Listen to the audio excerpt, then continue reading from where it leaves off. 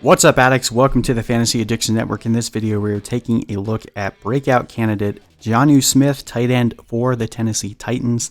Last year was a bit of an forgotten tight end. Came into the year as the backup to Delanie Walker. Delanie Walker gets hurt, and Jonnu Smith did see a pretty healthy share of targets and snap share over the back half of the year, but didn't really start to see his fantasy production tick up until the very end of the year. So a lot of people may have ignored the breakout that started to happen with Jonnu Smith.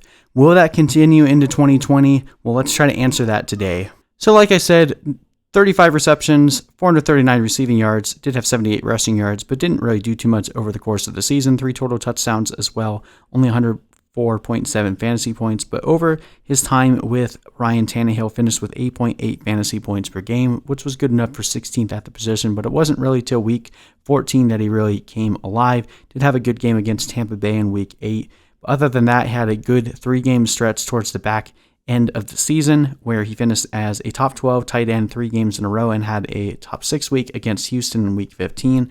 Was getting pretty consistent at that point. Now he's coming into a season where he is no longer the backup tight end. He is taking over. Delanie Walker is no longer there.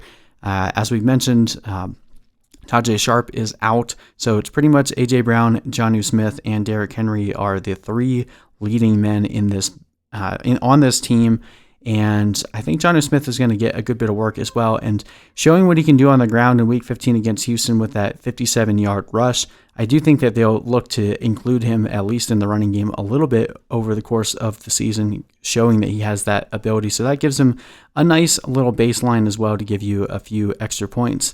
So we're not really sure that Jonnu Smith is going to be able to be a consistent starter week in, week out. Might be someone that you play from a matchup perspective, but he has the athleticism, the efficiency from last year shows that he has the ability to break out and is a really cheap option heading later into your drafts. So as I mentioned, those efficiency metrics last year, incredibly efficient, 277 yards after the catch. That was 8th best amongst tight ends. And remember, he didn't have that many yards to begin with. So a lot of that was created beyond the point of reception. 9.8 yards per target, number 2 among tight ends, an 89.7% true catch rate in the top 10 as well.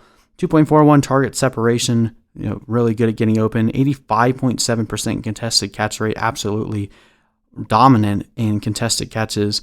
A 120.3 quarterback rating when targeted, and 2.33 fantasy points per target, which was number 3 amongst tight ends. And this was pretty much the MO for all of the Titans players with Ryan Tannehill taking over. Just absolutely efficient in every mark. You have to expect some of these efficiency metrics to go down.